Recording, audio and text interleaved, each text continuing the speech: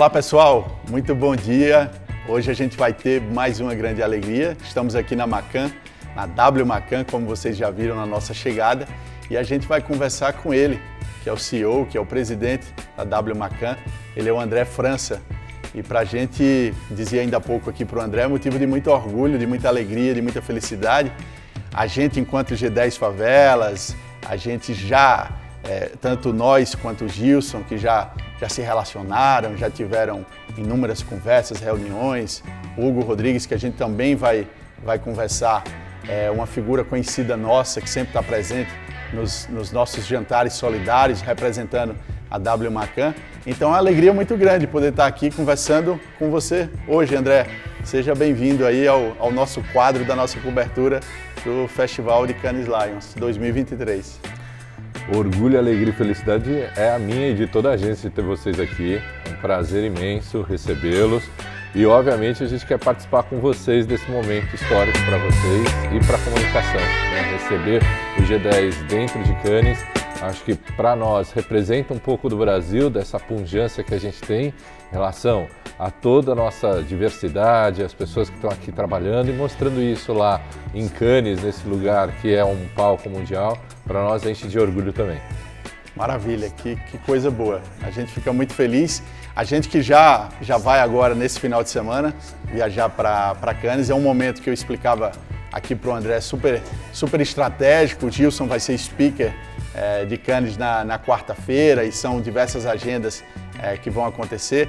W Macan também vai estar lá presente, o André vai estar presente no festival. Eu tenho certeza que a gente também ainda vai se falar, vai se ver por lá, vai gravar alguma coisa rápida no festival. Mas eu queria começar esse papo, André. Conta pra gente o que o que significa para vocês o Festival de Cannes, a importância que tem para vocês enquanto agência, para vocês enquanto pessoas atuantes no mercado, e como que você acredita que para o próprio mercado, o que significa o Festival de Cannes?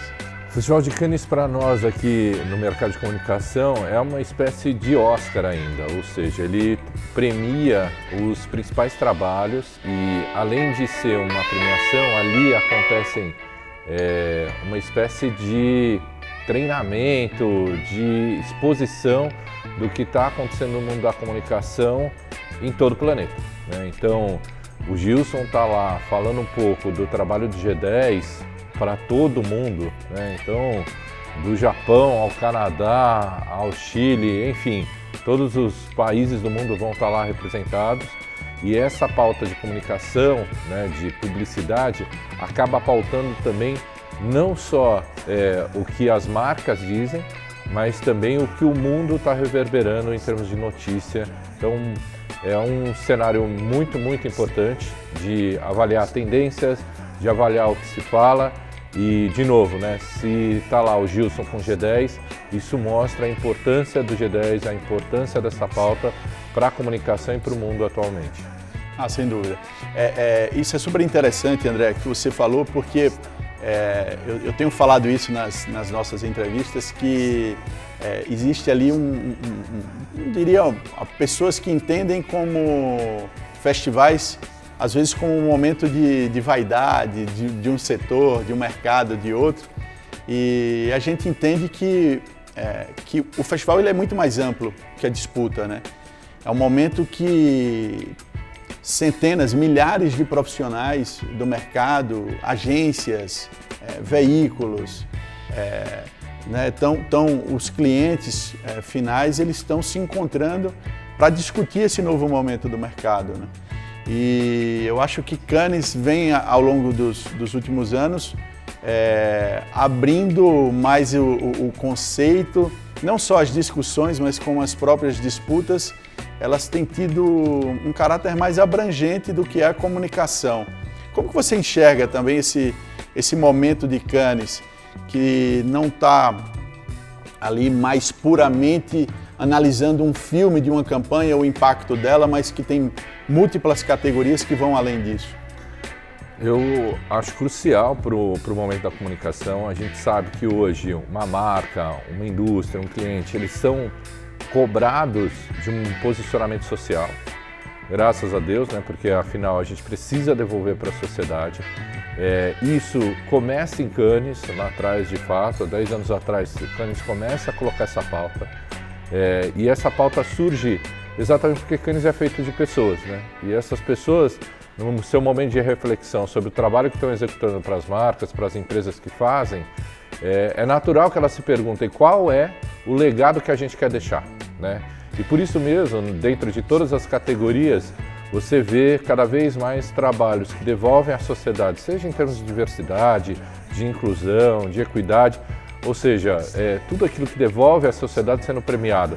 Que é natural que as pessoas que estão ali julgando os trabalhos, que estão discutindo os trabalhos, coloquem a si mesmo a pergunta de: se eu tive aqui, qual é o trabalho que eu quero dizer que eu premiei? E obviamente esse trabalho vai ser dentro dessa esfera do ESG, dentro dessa esfera de diversidade. Isso começa na premiação, mas como você estava dizendo, Marcos, ela acaba saindo da premiação, envolvendo, né, outros players para trazer para dentro do festival, para trazer momentos de palestra, momentos de treinamento, momentos de reflexão, para entender onde é que a indústria vai.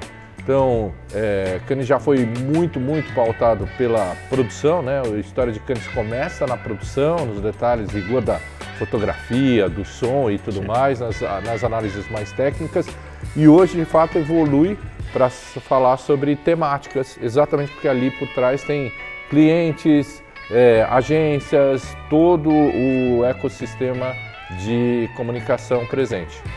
Sem dúvida. A gente vem discutindo muito isso, André. A gente que é do meio favela, que defende essa quebra dos paradigmas, o mundo favela, como você bem sabe, hoje ele tem 20 milhões de pessoas, 8% da população brasileira.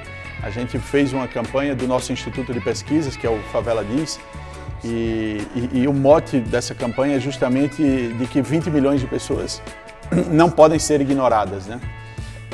A gente está sempre muito atento ao movimento do mercado, das agências em relação à questão da equidade, da diversidade como um todo, e vem acompanhando nos últimos tempos. A gente ali está leitores assíduos do Meio Mensagem, do próprio Mark, e vendo o movimento que vocês estão fazendo até internamente dentro da agência, né? A gente viu numa última entrevista sua, inclusive no Meio Mensagem, algo muito forte nesse sentido, né? Das metas, e até colocando uma insatisfação para que acelerassem metas, e a gente ficou muito impressionado como o compromisso de vocês está muito latente para que tenham mais lideranças femininas, lideranças negras, para que haja uma diversidade ainda maior do que vocês já fazem. Então, antes de tudo, eu queria te cumprimentar, te parabenizar por isso. É um trabalho extraordinário que vocês estão fazendo. E eu queria que você falasse mais, na prática, como que está esse movimento e aonde vocês querem efetivamente chegar com esse movimento. Bom, Marcos, obrigado pela pergunta, não estava esperando. É um movimento que, na verdade, se iniciou com o Hugo Rodrigues lá atrás, né, em 2017, quando ele chegou aqui na agência. O que eu tenho feito é tentado dar sequência para esse movimento. De fato, acho que a gente vem levantando cada vez mais bandeiras, né, aí para a gente conseguir cumprir com metas claras. A primeira foi de ter uma agência mais equilibrada de gênero, né? A gente hoje tem, até acabou de se desequilibrando, hoje a gente tem 60% de mulheres na agência, 64% na liderança. Aí a próxima bandeira que a gente levantou, a gente ainda foi a entrada de negros, né? Então, hoje a gente tem 34% da agência se autodeclarando, né, como pretos ou pardos, e 20% como liderança, né? Liderança de pessoas que estão, de alguma forma, num cargo de chefia. Para poder conseguir isso, a gente tem o que a gente chama de portas de entrada, onde a gente tem uma meta de que 60% do recrutamento tem que ser, 60% dos entrantes tem que ser pessoas negras, né? E a gente foca principalmente em cargos de entrada que é de coordenador, assistente, estagiário. Esse a gente não discute, essa meta tem que acontecer. Ah, sim, sem dúvida, fantástico, André. A gente tem uma iniciativa dentro do G10 Favelas, que é o LinkedIn da favela.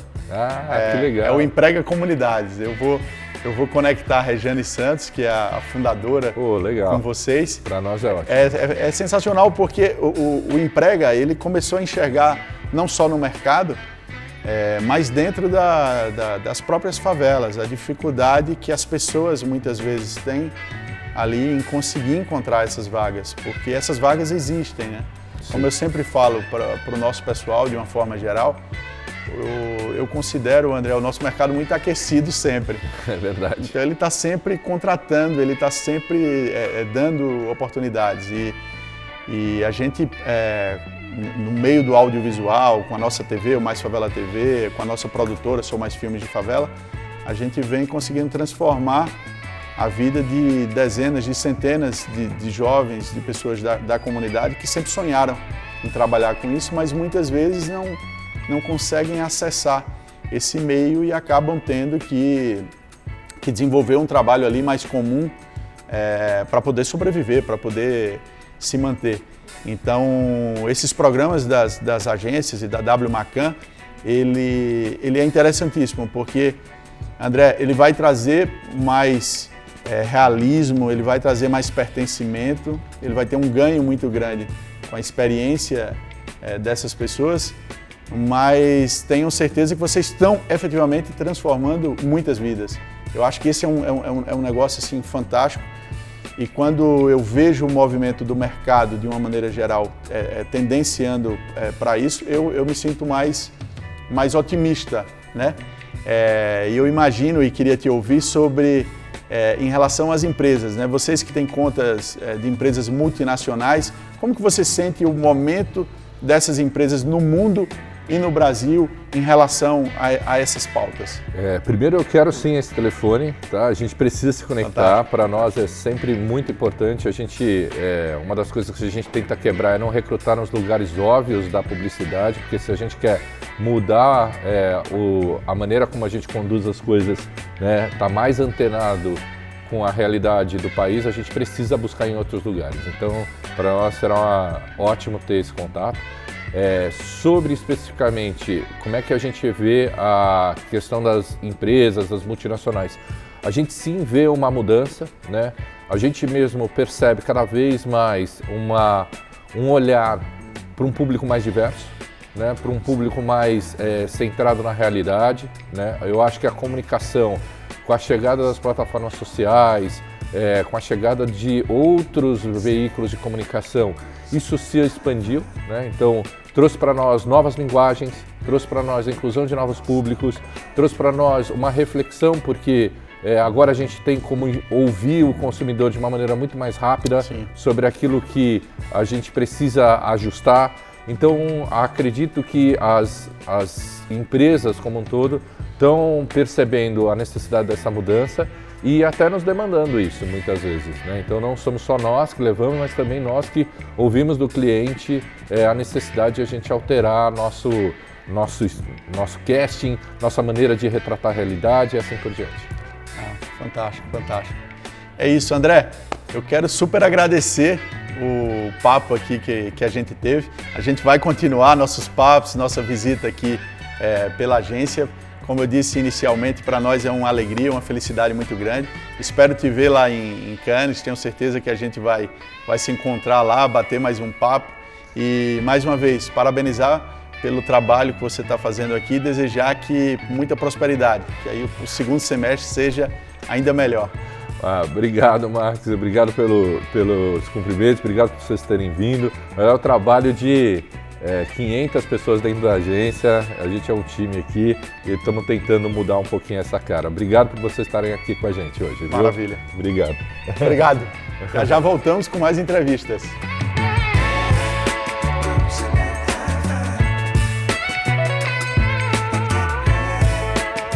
Maravilha, pessoal. Agora a gente está aqui com a Renata Bockel, ela que é COO, que ela vai explicar para a gente, vai explicar para você também o que na prática acontece aqui na W Macan. A gente conversou ainda há pouco com o André, vocês já viram aí o giro que nós demos pela agência. E pra gente é uma alegria enorme estar conversando aqui com vocês. A gente transmitiu isso pro André.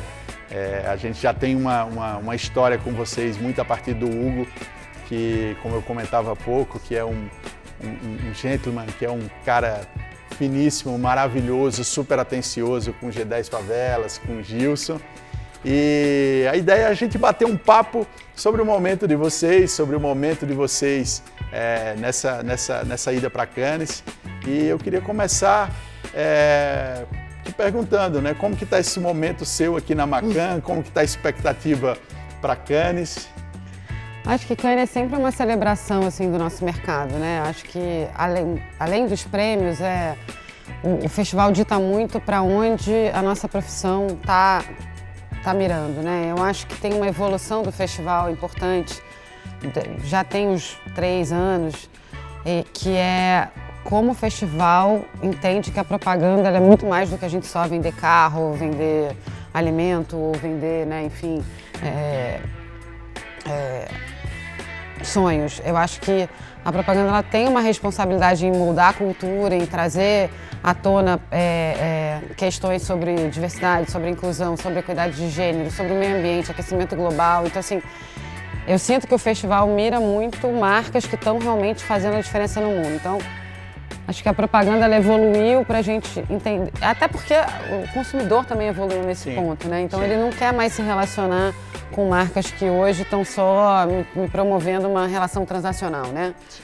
E acho que além de você ir lá celebrar e obviamente, né, tem a parte que é muito bacana sobre os prêmios, é você entender para onde a nossa indústria está apontando e o que está sendo relevante e como é que você volta para casa e faz isso acontecer no Brasil também. O Brasil hoje é um mercado muito importante em Cannes, né? A gente tem, acho que a segunda maior delegação. A gente sempre foi um país que vai em massa, assim, para Cannes. Para Cannes, a gente brinca que você respira, tropeça em um brasileiro lá na Crossette. Mas eu acho que é essa excitação que acho que rola, assim, nessa semana que antecede. Você fica... Puxa, será que a gente vai voltar com o lema debaixo do braço? Mas muito mais do que isso, acho que como é que a gente volta e inspira essa rapaziada também que está aqui com a gente, né? Então como é que você volta e traz esse conhecimento, traz toda essa inspiração, todo esse alimento para cá, para você também alimentar a galera que não foi para lá, né? Ah, sem dúvida.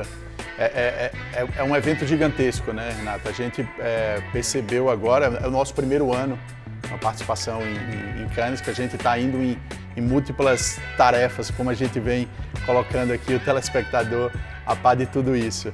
E o festival ele é de uma multiplicidade, ele é de uma diversidade, são inúmeras frentes, né? Tem presença do pessoal de cinema, como tem da arte e da cultura, como tem, né, do audiovisual, da publicidade pura, vamos chamar assim, da tecnologia. E falando em tecnologia, eu acho que esse momento da publicidade ele se tornou muito diferente, muito em detrimento da tecnologia, né? As coisas estão acontecendo muito rápido. Hoje, eu comentava ontem com os colegas de uma determinada marca que quando uma campanha ali tinha 4 comentários, ela já tinha que sair do ar. Quer dizer, mas isso numa realidade de multinacional de, sei lá, de 15 anos atrás. Por aí. Né? Se uma marca pensar um negócio desse, não existe, né? Porque é uma outra linguagem, né? É uma outra forma de fazer publicidade. Né? Acho que a tecnologia ela mudou tudo. Primeiro, num momento onde a marca não falava e não ouvia, então a marca fala e hoje em dia ela tem que arcar com as consequências do que ela fala, então você tem a participação do público, isso já... uma marca que falar que não se adaptou a isso, provavelmente ela morreu ou ela está prestes a. Sim. Mas isso já é uma realidade pra gente, mas acho que a tecnologia também possibilitou da gente chegar em mais gente de mais jeitos, né? Então, assim, acho que hoje publicidade separada da tecnologia acho que é praticamente impossível e principalmente também com novas formas e novos jeitos. Assim, acho que a inteligência artificial provavelmente vai ser um dos assuntos, né, que a gente vai ver aí nos próximos anos e acho que vai pautar bastante o festival, já pautou o South by Southwest no começo do ano, inclusive a questão estética. Né? Então, hoje em dia, a tecnologia ela pautou muito a questão da mídia e como você chegava nas pessoas e a forma como você entrava na vida do consumidor. Né? Hoje em dia, a primeira coisa que a gente faz quando a gente abre o olho é olhar o feed de o que quer que seja que você prefira. Mas, assim, além da tecnologia ter mudado a forma como a gente chega nas pessoas e a forma, né, como a gente faz parte da vida das pessoas, hoje eu acho que agora a tecnologia vai moldar uma nova realidade estética que vamos ver o que vai vir, entendeu? Acho que e tem uma questão legal de direitos autorais, enfim. Acho que a gente por isso que eu amo o que eu faço, porque é um mundo que nunca de tédio ninguém morre. Não morre. Né? A gente está sempre em transformação. Sim. E acho que hoje em dia esse festival vai ser interessante, porque ele vai ser talvez um marco da inteligência artificial na propaganda. Então ele vai ser o primeiro ano e acho que talvez a gente já veja premiações utilizando essa ferramenta e acho que, quem sabe, uma categoria nova vem por aí. E muito possivelmente até a discussão sobre os limites, né? Eu, particularmente, eu confesso que eu me assusto. Quanto mais eu me inteiro da questão da inteligência artificial... Olha, a gente ficou bastante assustada com as redes sociais no passado. E hoje a gente não consegue se livrar delas. Eu diria que vai se adaptar, né? Nós vamos chegar em algum lugar de entender como isso funciona. Acho que tem algumas posições no mercado que elas vão sofrer, vão ter que se readaptar, vão para um outro modelo, né? Eu vejo que a questão do pessoal, direção de arte...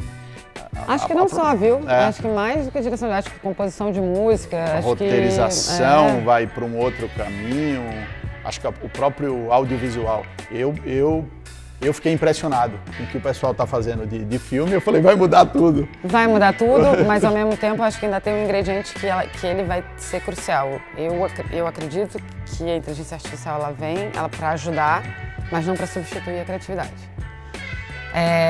Eu trabalhei um tempo da minha vida na indústria de tecnologia. Acredito que não tenha mudado tanto desde lá. Eu saí de lá em 2019.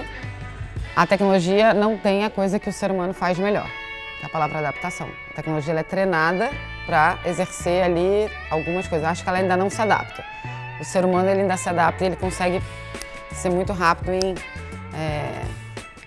corrigir a rota. Então eu acho que a criatividade ainda, que é a matriz e é o cerne, é o DNA da nossa profissão, ela ainda vai ser o diferencial. Porque imagina que se todo mundo pedir a mesma coisa para a inteligência artificial, ela vai devolver a mesma coisa para todo mundo. Sim. Então, assim, não acho que é isso que vai... Assim, sempre tem uma profecia sobre a propaganda acabar. Sim. Sempre. Sim. Em todo mundo. Porque o Facebook, porque o Meta, porque o WhatsApp, porque... Enfim, o digital vai matar... Enfim, a gente sempre sofreu profecias e agora existe uma profecia onde a inteligência artificial... Eu sou mais cética, talvez por uma questão de maturidade, de estar no mercado há mais tempo. Eu acho que as coisas se complementam, acho que as coisas se adaptam, eu acho que o mercado vai ficando melhor, ele vai ficando mais interessante.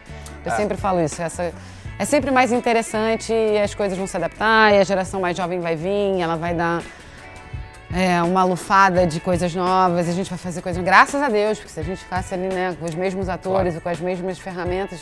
Então eu sou sempre uma entusiasta do futuro. Eu acho que você tem que enaltecer, ter o pé no passado no sentido de, cara, você aprendeu com ele, mas celebrar o futuro porque ele é muito mais legal. Interessantíssimo. Você sabe que dentro dessa reflexão, eu acho que o Brasil, por exemplo, eu acho que ainda é muito apegado, até mesmo a questão de mídia. Eu sempre fico observando muito e trabalhei, ainda trabalho muito com a mídia exterior, né, com a OH, de uma forma geral, e eu falo que o Brasil ainda vai surfar, o meio ainda vai surfar uma onda, porque acho que ainda existe uma cultura das pessoas gostarem de ver uma publicidade, uma comunicação estampada. A Out of Home é incrível em todo lugar do mundo, né? Ele hoje, inclusive, tem a realidade aumentada, né? Então, assim, ele é uma forma de entretenimento quando você está na rua passando tempo, né? Mas a nossa ainda é muito forte, então eu acho que coisas tradicionais... Acho que ela jamais deixará de ser, será? Eu acho. Eu tenho discussões com amigos e tenho amigos que fazem apenas o OH e eu falo, olha, Abre o olho. Ah, não. Abre o olho. Eu acho que hoje em dia ninguém pode fazer apenas uma coisa, né? Então a gente porque a começar desses projetos de cidade limpa, né? Então você tem uma mudança já mas aí também as regulatória coisas e aí você tem que ir migrando, né? Eu acho que é porque se a gente pensar que a gente hoje vê televisão, né? Um olho no reality show, o outro olho na plataforma de fofoca, o outro olho na rede social para você acompanhar seu amigo. Então, assim, se a pessoa é meio mono, né? Nada mono, assim, dá muito certo no mundo que a gente está vivendo hoje. Então, assim, eu acho que não importa muito qual é a mídia que vai chegar, importa que ela seja legal e que ela te provoque uma sensação. Eu acho que a publicidade ela deixou de ser sobre a mídia, mas ela é muito mais sobre a mensagem. Então, se eu vou ter uma mensagem num out of home que seja muito interessante, provavelmente ela vai propagar também através de um vídeo que você vai receber na sua mensageria ou na sua timeline da sua rede preferida, porque ela vai virar curiosidade. Na hora que você vira curiosidade, você entra na vida das pessoas de um outro jeito. Entendeu? Sem dúvida. O desafio fica, sem dúvida, maior, né? Para as agências, para as empresas, né? Porque as plataformas hoje viraram múltiplas, né? Então é um jogo muito acelerado de identificando aonde essa audiência está e como se comunicar com essa audiência. Sim, a economia da atenção, né? A economia da atenção. Hoje as pessoas já não têm mais... eu brinco sempre com o meu pessoal de edição, por exemplo, seja num programa que a gente vai fazer aqui, conversávamos ainda há pouco sobre os formatos, né? Então você tem um formato mais longo para quem quer consumir um conteúdo. Hoje o podcast ele é uma ferramenta, ele é um produto que está muito em alta. Exige uma atenção. É um produto que existe desde que o mundo é mundo, porque desde que o rádio existe, as pessoas ficam limpando casa com a companhia de alguém falando para elas. Então assim, é só a gente pensar um pouco também, né? Aí outro dia, uma plataforma dessa de streaming lançou uma coisa do tipo, nossa, agora eu tenho uma playlist perfeita para você, que eu mixo as suas músicas preferidas com as suas notícias. Aí eu pensei comigo assim, o nome disso é rádio, gente. Assim, então, e aí só para voltar no seu ponto, eu acho que as coisas são cíclicas, né? Por exemplo, a gente está concorrendo esse ano em Cannes com um trabalho que a gente fez para a L'Oréal, que a gente está trabalhando na mania que o brasileiro tem de ver reprises de novela. Né? Então, assim, as pessoas vão lá e elas veem Rock Santeiro, elas veem os filmes 10 mil vezes, Uma Linda Mulher. E no passado, essas novelas ou essas obras de arte, essas obras cinematográficas, elas tinham cenas onde machismo estrutural, misoginia, desrespeito com etnias e minorias, enfim. E a gente criou uma classificação para quê? Se naquela época ninguém percebia, agora a gente consegue perceber. Mas a gente está indo baseado num movimento saudosista das pessoas, que é ver novela, que basicamente é ver uma série com capítulos longos. Em vez de a série ter meia hora, ela tem 1 hora de duração. Porque a série, uma novela, na verdade, nada mais é do que uma série, né? Sim, sem dúvida. Então, sem dúvida. Então você só... Eu acho que a palavra que eu mais gosto de usar é sempre assim, adaptação, né? Então, a gente pegou um hábito que é uma volta, um saudosismo para trazer uma coisa nova e tentar trazer um pouco de modernidade, de uma visão moderna. Essas obras, elas precisam acabar? Elas têm que ser canceladas? Não. Mas ali precisa ter uma discriminação de onde tem uma cena onde, sei lá, uma pessoa toca em você de um jeito inapropriado. Porque a gente via cenas onde, sei lá, o galã da novela dava um tapinha na bunda da moça que trabalhava na casa dele, passando e falando, nossa, com um comentário totalmente inapropriado, né? Sim. A gente vai cancelar isso? Não, elas são, né? A linguagem, o fato é que ela mudou, né? A propaganda ela já não tem mais espaço, né?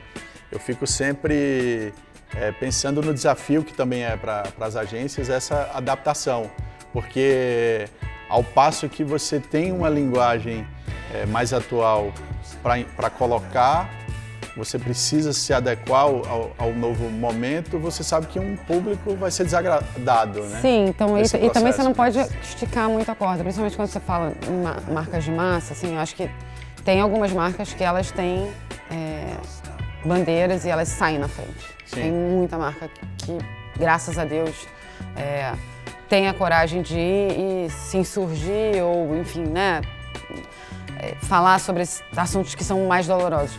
Mas tem uma boa parte, né, da população brasileira que não está preparada, talvez, para ter conversas difíceis ou para enfrentar alguns assuntos. Então, a gente também precisa calibrar, né? Então, a gente calibra hoje, que a gente não vai retratar como a gente retratava uma mulher no ambiente de trabalho há 50 anos atrás, ou colocar uma pessoa com uma dona de casa recebendo um marido depois de um dia de trabalho, porque isso não cabe na realidade do Brasil hoje, né?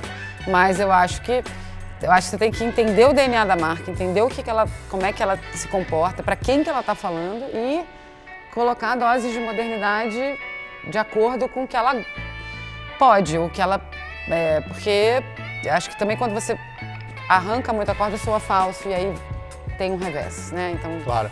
E daí a importância de criar essa comunicação com mais pertencimento dentro de uma relação que já existe. Ela não pode ser infiel também aos consumidores. A história. E a essência dela, né? Então eu acho que o papel do planejamento, né, até a parte puxando a sardinha aqui para o meu departamento, que é o departamento de estratégia, você tem que entender muito bem o DNA da sua marca, quem é o seu consumidor, o que ele quer ouvir de você, o que você pode dar de um passo. Todo mundo pode dar um passinho a mais. Você pode colocar. Acho que hoje é indiscutível você não retratar a diversidade, acho que é indiscutível você não tratar a inclusão, acho que é indiscutível você não trazer todas as camadas da sociedade para uma comunicação.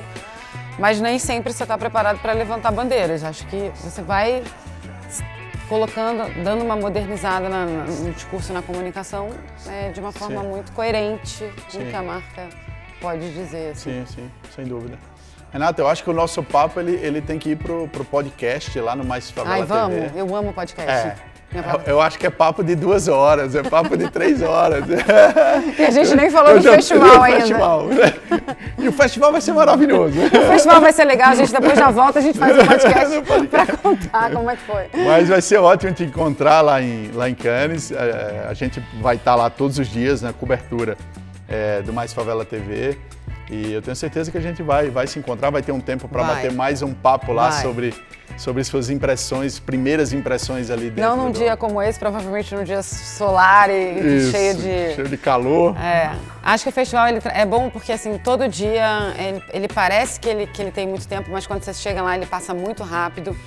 Você tem que estar toda hora com muita atenção porque é muita informação que você tem. Minha sugestão para quem está acompanhando a primeira vez, não fica com aquela sensação, putz, eu estou perdendo alguma coisa. Você sempre vai estar perdendo. Né? Sempre, mas tudo bem. E o digital está aí para te ajudar depois, se você quiser pegar. Acho que tem algumas coisas que são... É um festival que também te possibilita você ver seus ídolos de perto, né? Então, por exemplo, sei lá, eu sou uma super fã do Spike Lee, ele vai estar lá esse ano, entendeu? Então, assim, ele proporciona você fala, caramba, não tô acreditando que eu tô vendo esse cara ouvir. Então tem essas emoções também pessoais, eu acho que é um festival que você volta muito energizada, assim, alimentada, também, né? inspirada, assim, eu acho que é muito bacana. Eu acho que talvez o papo mais interessante não seja o antes, seja o depois. Seja depois. Vamos fazer esse podcast aí. Temos o antes, teremos lá e depois marcaremos o pós. Renata, super obrigado. Foi um prazer estar aqui com você. Obrigada, gente. Voltem sempre, a casa é de vocês. Obrigado. Obrigada, gente. Eu estou aqui honrosamente ao lado da Beatriz Lopes. Ela que está numa expectativa também enorme para Cannes Lions 2023, porque ela idealizou aqui na W Macan um projeto sensacional. Tenho certeza que vocês vão ficar impressionados. Eu assisti ele ontem e fiquei assim super entusiasmado. É um projeto, um filme que ficou lindo, super emotivo. E até já antecipo que a gente tem um quadro, Bia, que é o react dos cases que estão indo para Cannes. Legal. Eu quero combinar com você e ter essa liberdade de levar você lá no nosso estúdio. Mas antes eu queria te agradecer pelo tempo, por estar aqui conversando com a gente e dizer que é uma honra, que é uma felicidade poder estar conversando, te entrevistando, batendo esse papo. E sobre o seu projeto, está aqui, o Remodelar, esse projeto lindo, maravilhoso, que eu queria que você contasse para o nosso telespectador sobre esse projeto, como surgiu, como que foi para você idealizar e fazer com que ele se materializasse efetivamente, né?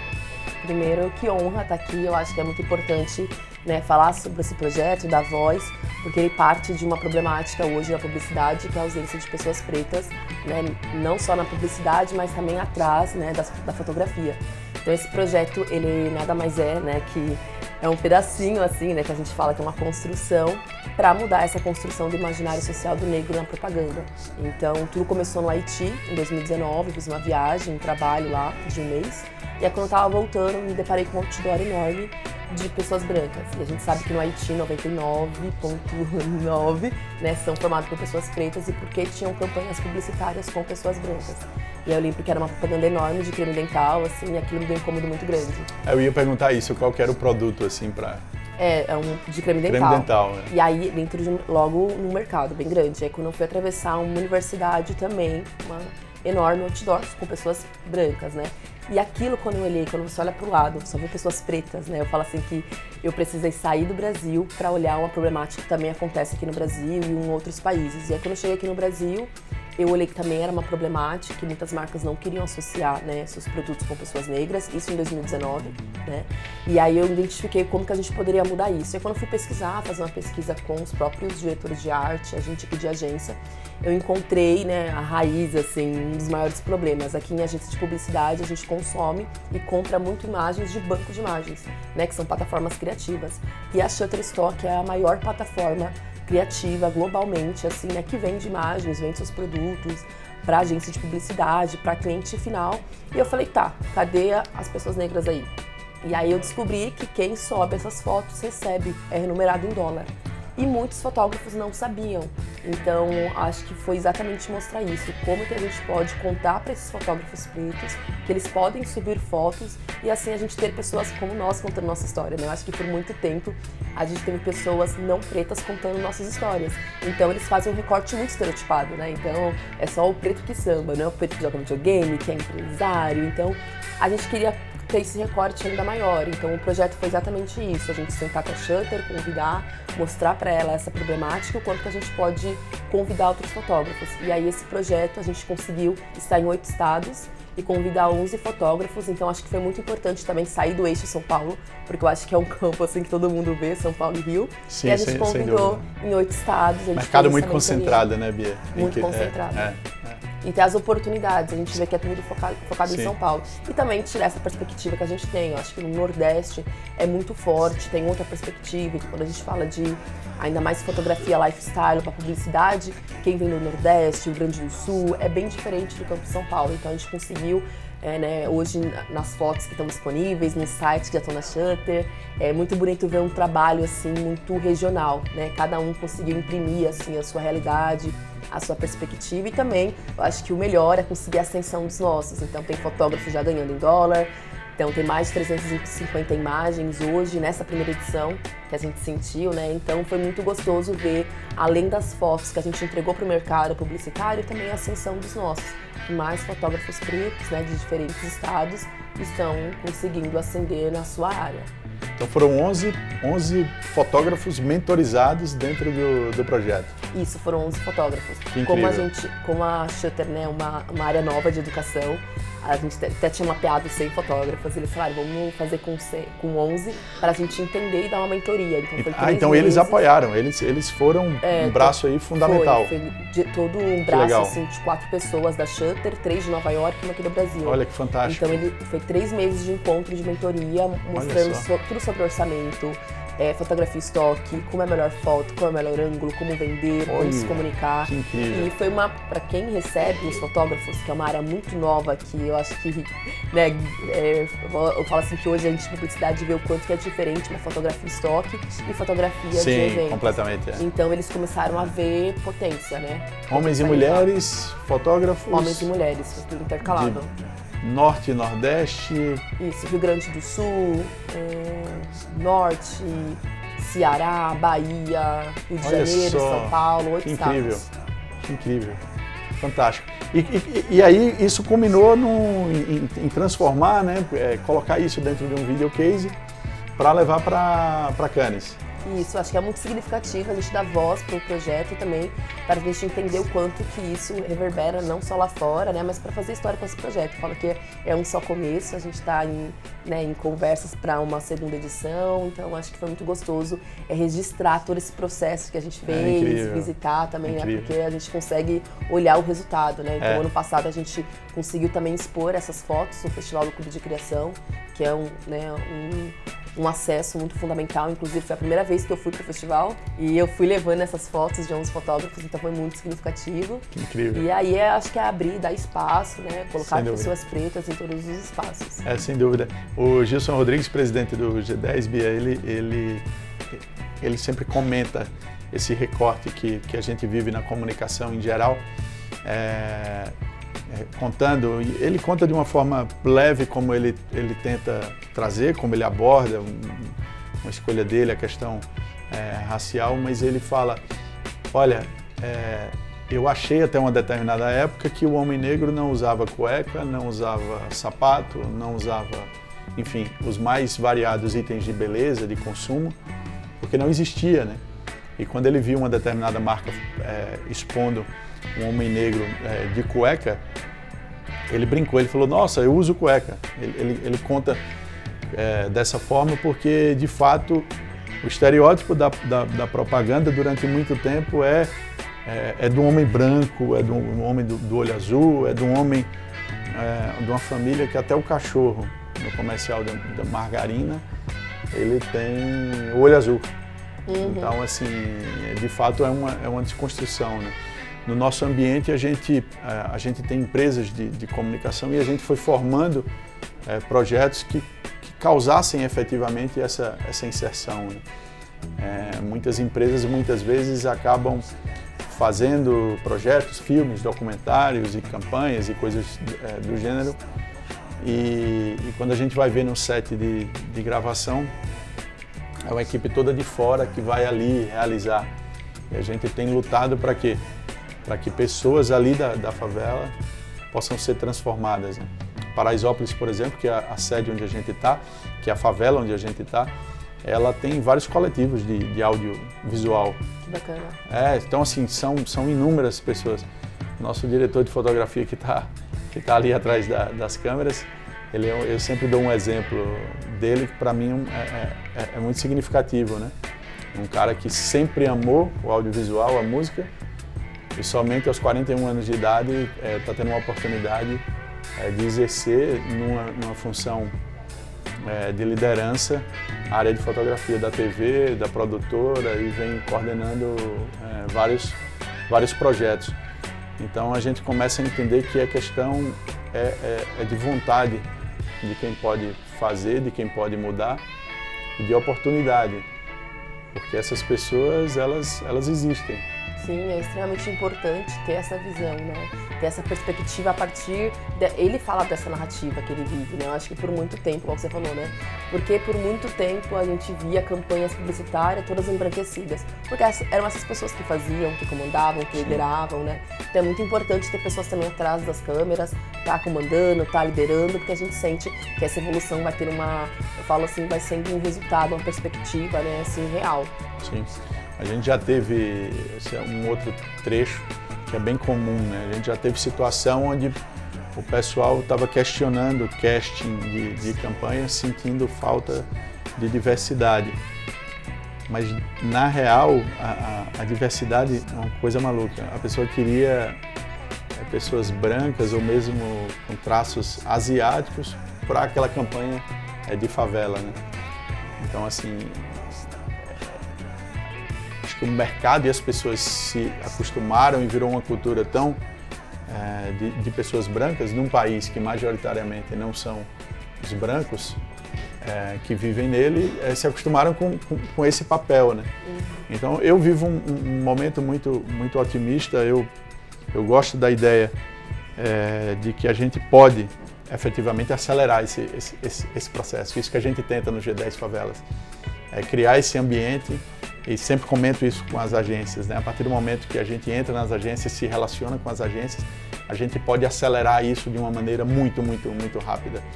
Porque a vida de 11 fotógrafos foram mudadas para sempre. O que você fez é um negócio absolutamente extraordinário, porque você mudou o curso da vida de 11 pessoas. A educação ela é a base, né? Ela consegue fazer essa transformação. Você não criou uma situação, não, você abriu um horizonte, oportunizou, e é incrível que eu tenho certeza que isso vai se multiplicar 100, 200 pessoas e como uma mulher jovem, negra, vai ascendendo rapidamente e vai levando consigo outras pessoas, né? Eu acho que é isso, a gente ascender e levar todos os nossos, né? É muito importante, eu acho que desse projeto também, cada fotógrafo, ele convida e chama essa pessoa ali. Então tem gente ali do Ceará e é muito legal ver isso, porque muitos fotógrafos que a gente conversou, eles trabalhavam em outras áreas, telemarketing, e hoje eles querem trabalhar só com fotografia porque eles encontram uma ascensão ali e uma potência na fotografia, na publicidade. Então é legal olhar para essa pessoa e fala para a pessoa que está do seu lado também, né? Então a gente vai falando com comunidades, com coletivos que vão se multiplicando, saindo desse eixo mais São Paulo, e aí eu falo que a gente vai crescendo, né? No que a gente pode, igual você falou, acelerando ainda mais esse processo. A gente sabe que a publicidade ela teve um avanço, né? Não tão, né? Foi significativo. A gente sabe que falta muito mais, sim, mas para a gente acelerar tem que ter causas, projetos como esse. Fala, não, peraí, então esse projeto vai ser focado em pessoas pretas. A gente sabe também que em plataformas criativas tem outros nichos que ainda precisam ser olhados, né? Então a gente sabe que pessoas com PCD, LGBTQIA+, pessoas 50+, também a gente sabe disso, mas hoje a gente tem que ir, né, nessas lacunas, sim, e depois ir trazendo as outras minorias também. Sem dúvida. Eu deixo já o convite aqui para você, para conhecer o G10 Favelas. A gente vai agora para Cannes, vamos numa comitiva de sete membros.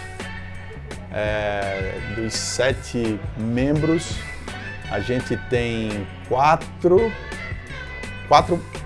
mulheres. São 5 pessoas pretas de favela que vão tá indo. Então é motivo assim, de muito orgulho para a gente, porque são mulheres que assumiram posições de empreendedorismo e liderança dentro das favelas.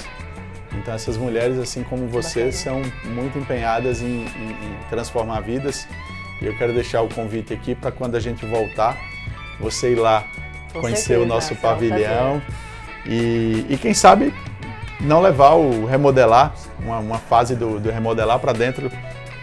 A gente tem atuação no Brasil inteiro, então com certeza, trazer um desses fotógrafos de Paraisópolis, acho que para esse projeto também, para a gente contar como podem ascender, né, na publicidade, enfim, ser remunerados em dólar, que eu acho que é o mais importante também, a ascensão dos nossos. Sim, fantástico. Bia, a gente está numa expectativa com os nossos cases em Cannes, mas eu diria para você, do fundo do meu coração, que eu tenho certeza que esse case aqui a gente vai estar na torcida também, assim como vai estar com os nossos. Vai ser uma alegria muito grande poder ver ele brilhando lá em Cannes. E eu espero que no nosso próximo papo a gente volte já cheio de notícias maravilhosas acerca dele. E quero te agradecer pelo papo, pela oportunidade. Foi incrível conhecer você, poder mostrar você no nosso canal, e a distribuição dessa matéria vai ser feita em vários outros canais, então eu tenho certeza que milhares de pessoas vão assistir, vão poder te admirar e se inspirar na tua história e no que tu vem construindo. Parabéns! Obrigada, eu agradeço. Quem quiser seguir esse projeto, conhecer um pouco mais, no Instagram, @vem_remodelar_tem, e na Shutterstock também, nesse Instagram tem todos os links e as fotos que podem baixar em qualquer país, né? Já está disponível essas fotos para baixar. E também deixo meu Instagram, Bia Lopes Maria, que eu trago um pouco dessas narrativas e problemáticas na publicidade. Então os endereços estão aparecendo aqui embaixo, na edição, vão aparecer. E você segue lá, compartilha, chama os amigos, que a gente tem que impulsionar, valorizar coisas extraordinárias que são feitas por mulheres como a Bia, que vão transformar o país, sem dúvida alguma. Valeu, Bia. Muito obrigada, viu? Foi um prazer. Valeu, turma. Vamos conhecer um pouco mais, vamos dar um giro na W Macan, essa agência gigantesca, super parceira também do G10 Favelas, do Gilson Rodrigues. E vai ser um prazer poder encontrá-los lá em Cannes. Vamos nessa!